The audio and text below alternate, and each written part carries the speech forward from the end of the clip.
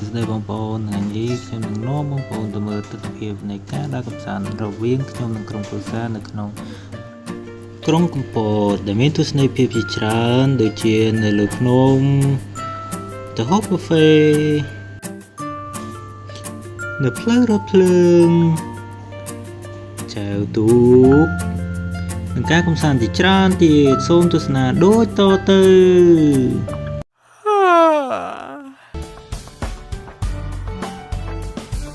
បាទសួស្តីប្រិយមិត្តដែលបានចូលរួមទស្សនា Channel របស់យើងខ្ញុំទាំងអស់គ្នាបន្ទាប់ពីទស្សនាភាគ1រួចហើយថ្ងៃនេះយើងនឹងទស្សនាភាគ2ដែលជាភាគបញ្ចប់ចង់ដឹងថាតើដំណើរកម្សាន្តរបស់ខ្ញុំទាំងពីរនាក់បានទៅដល់កន្លែងណាខ្លះនៃក្រុងកំពតសូមអញ្ជើញទស្សនាដូចតទៅ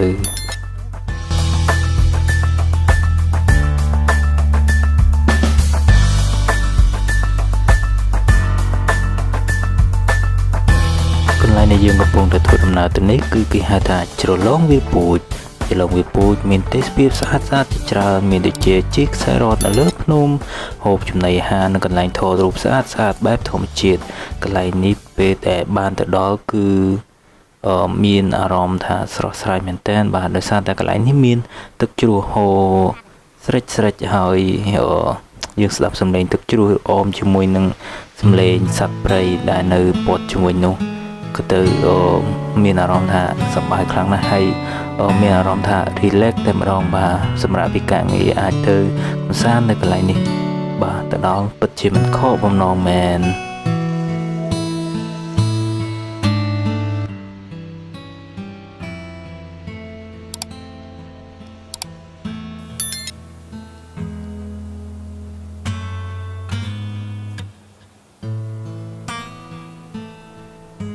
ចំពោះជ្រលងបៃតងវាលពូជនេះផងដែរគឺយើងធ្វើដំណើរប្រមាណជា8ទៅ10គីឡូប៉ុណ្ណោះបើយើងគិតពី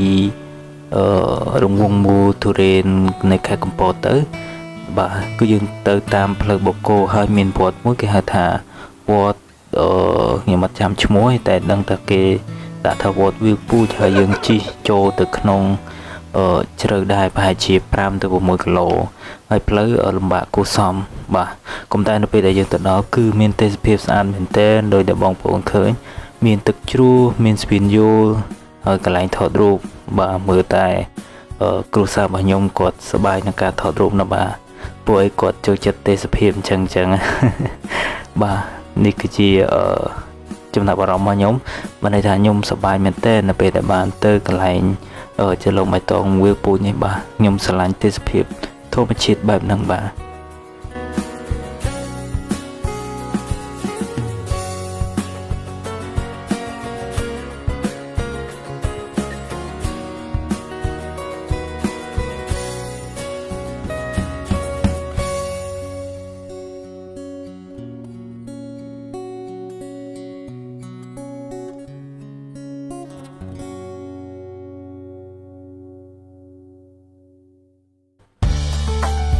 ចឹងពេលនេះសូមអញ្ជើញទស្សនានៅជ្រលងវាលពូជដែលខ្ញុំបានថតរូបសង្ខេបនៅទីនេះហើយបន្តិចទៀតយើងនឹងទៅកន្លែងកម្សាន្តផ្សេងមួយទៀតសូមរីករាយទស្សនាកម្សាន្តដូចតទៅ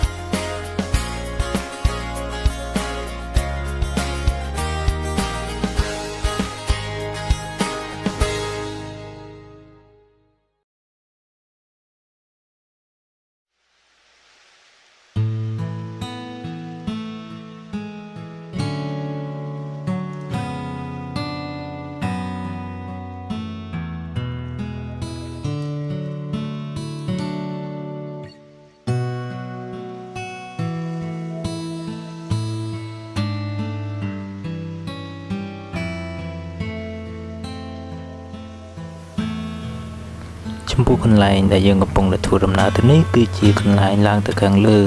ហើយកន្លែងឡើងទៅខាងលើនេះដែរគឺជាកន្លែងដែលជិះខ្សែរ៉តកុំតែខ្ញុំនឹងពីអត់បានជិះទេដោយសារតែខ្លាចខ្ពស់អត់ហ៊ានជិះអញ្ចឹងសូមជួយទស្សនាថាតើនៅលើនឹងមានទិដ្ឋភាពយ៉ាងម៉េចខ្លះបាទសូមអញ្ជើញទស្សនា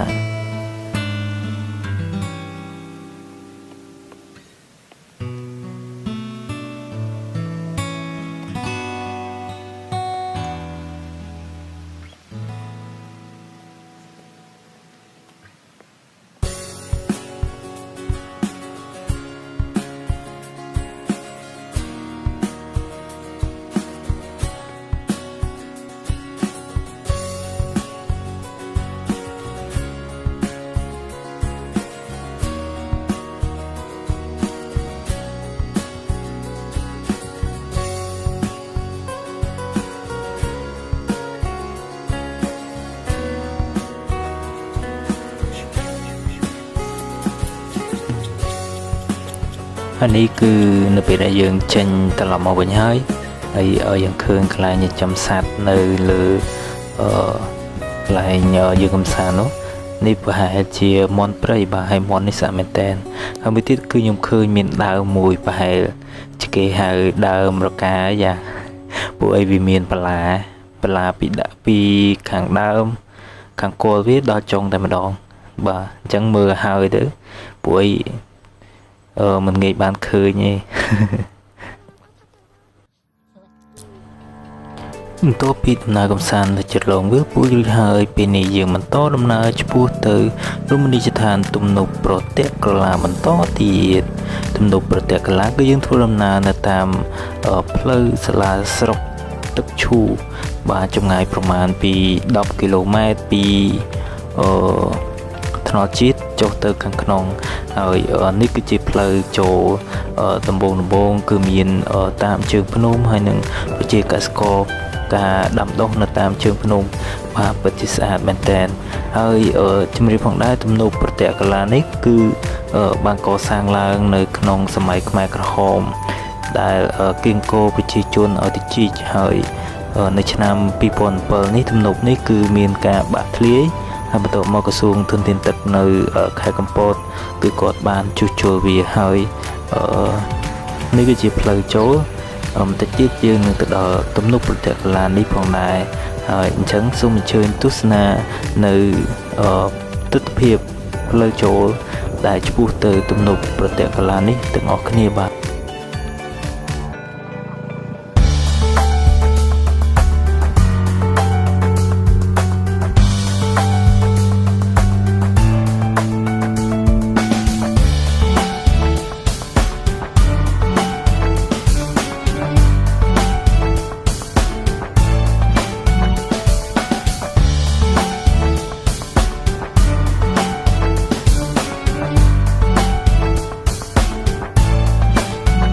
នេះគេហៅថាទំនប់ប្រទាក់កឡាបាទគឺនៅចន្លោះភ្នំបាទហើយទំនប់នេះគឺធំបាទហើយប្រជាពលរដ្ឋគឺគាត់ជិះទូកនេសាទបាទយើងមើលទៅមានអារម្មណ៍ថាធម្មជាតិពិតៗតែម្ដងបាទហើយនៅជាប់នឹងផ្លូវខាងនេះដែរគឺមានប្រជាជនគាត់មានកញ្ចក់សម្រាប់ភ្ញៀវគាត់អង្គុយទស្សនាទិដ្ឋភាពបឹងហើយនៅខាងទៀតនោះក៏មានកន្លែងកំសាន្តផងដែរហើយពេលនេះពួកយើងកំពុងតែផ្ញើម៉ូតូដើម្បីឡើងទៅហូបកាហ្វេនៅលើកូនភ្នំហើយនេះគឺជាផ្លូវឡើងសម្រាប់ទៅហូបកាហ្វេបាទកាហ្វេកន្លែងនេះគេហៅថាកាហ្វេវេហាហើយផ្លូវរៀងចោតបាទគុំតែបើយើងងាកមើលទៅទំនប់ប្រទាក់កឡាបាទមួស្រស់ស្អាតមែនតែនបាទនៅតាមភ្នំបាទនេះគឺជាសត្វនៅលើភ្នំអញ្ចឹងអញ្ជើញទស្សនាទៅមើលកាហ្វេវេហាទាំងអស់គ្នាថាតើមានទិដ្ឋភាពហើយមើលពីលើកំពូលភ្នំនឹងតើស្រស់ស្អាតយ៉ាងណាសូមអញ្ជើញទស្សនាជាមួយនឹងពួកយើងខ្ញុំដូចតទៅបាទ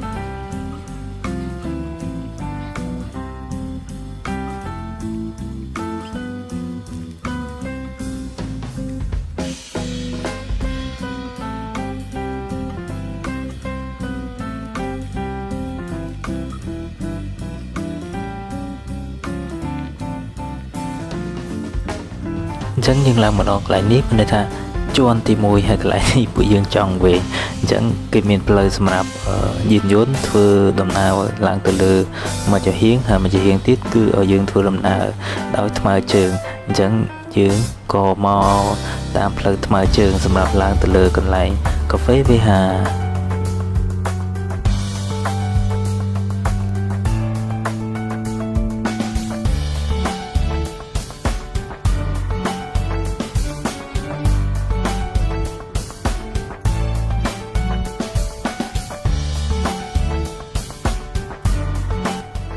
lời dương mà đòi chừng nào là ăn hơi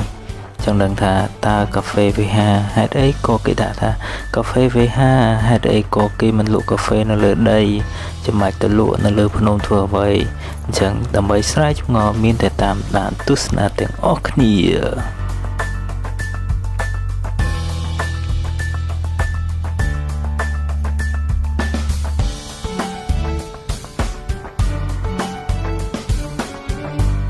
lấy dừng bán lang một đò mùi trốn thiết hơi chẳng mà trốn thiết dương từ đó là ơi và của sắm cái đài bà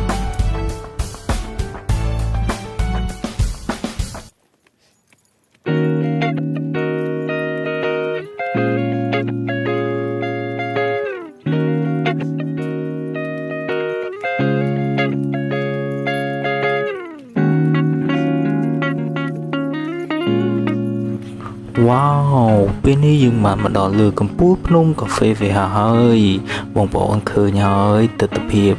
bà ơi ở trong cái này nè thì bà là mau miền Aram thay relax maintain tại mà đó trong từ hơi mình trong mau với nhau bà trong để nông mà năm pi năm bà slang test spirit trong maintain bà chơi tu snap bà ở trong dễ chờn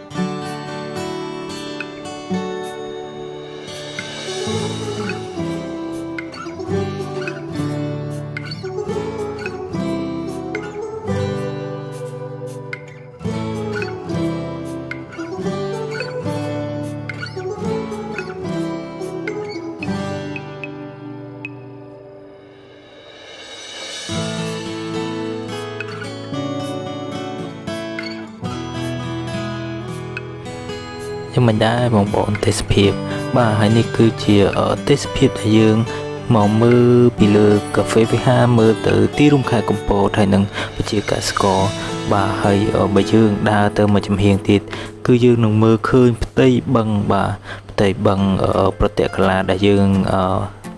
là môn nông lạc màu mình ý bà dương mưa bị lừa từ bà mà đã bong bóng test phiệp ở trong tư lê nhỏ rồi test phiệp bài này bà bên chân bên tên bà bong bóng khơi sạp với mưa test phiệp đang khiêu sờ ngạt ôi hơi miền Phnom miền Tực miền Plei mưa màu miền tu này phiệp bị chi porot tiếc bị chi porot miền tầm nam đầm đô ôi sao bên tên bà kệ anh em mình ban tại mà đó bà test phiệp cứ sờ lanh bên tên sờ lanh bên bể đồ bà hai bong bóng khơi ở chôn bò tê khơi nam nhà nhầm bỏ bộ cột đấy cứ bộ cột trôi chật bà trôi chật tập hiệp trôi chật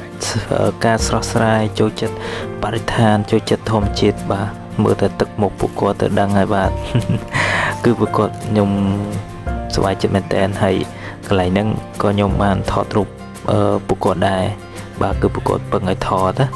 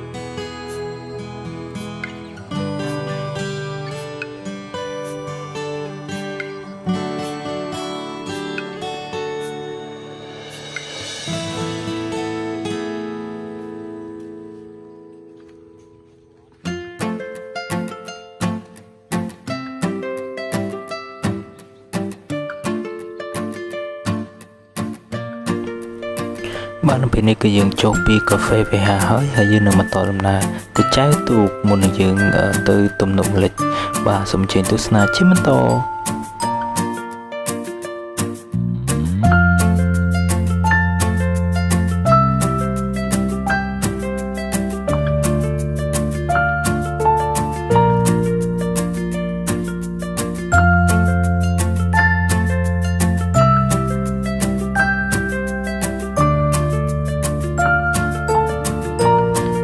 បាទឥឡូវនេះយើងមកដល់ហើយឧទ្យានដងព្រែកបាទកន្លែងនេះកន្លែងទិញសមុទ្រហើយយើងនឹងចុះចែវទូកលេងអង្គទូកី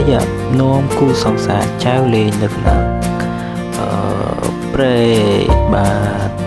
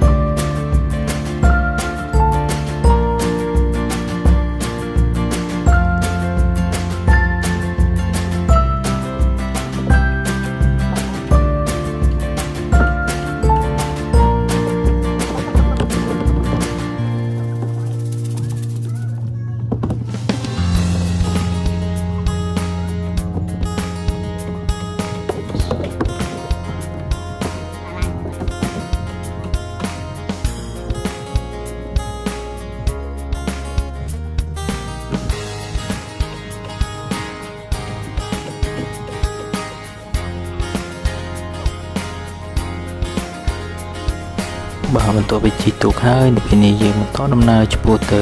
ទំនប់ម្លេចជាបន្តមុននឹងយើងមកគេហដ្ឋានវិញបាទហើយនេះផ្លូវចូលតាមពិតផ្លូវហ្នឹងគឺយើងជិះច្រឡំទេបាទកុំតែចង់និយាយប្រាប់ថាប្រជាជនដែលរស់នៅតាមដងផ្លូវដែលយើងជិះច្រឡំហ្នឹងគឺ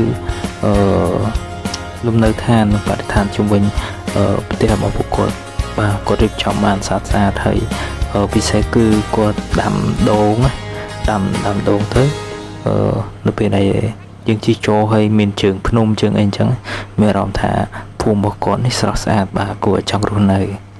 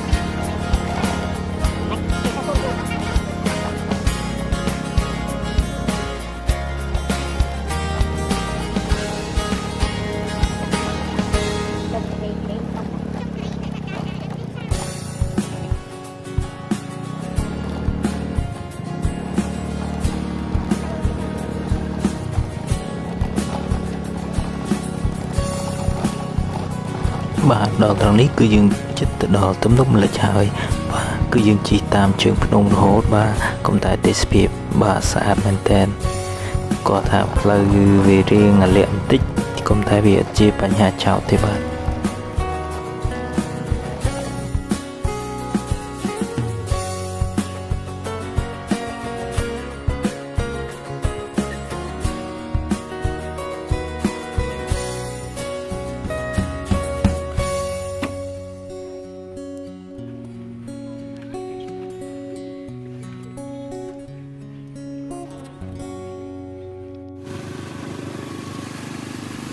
បាទនេះគឺជាទំនប់ម្លេចហើយនៅពេលនេះចង់ដឹងថា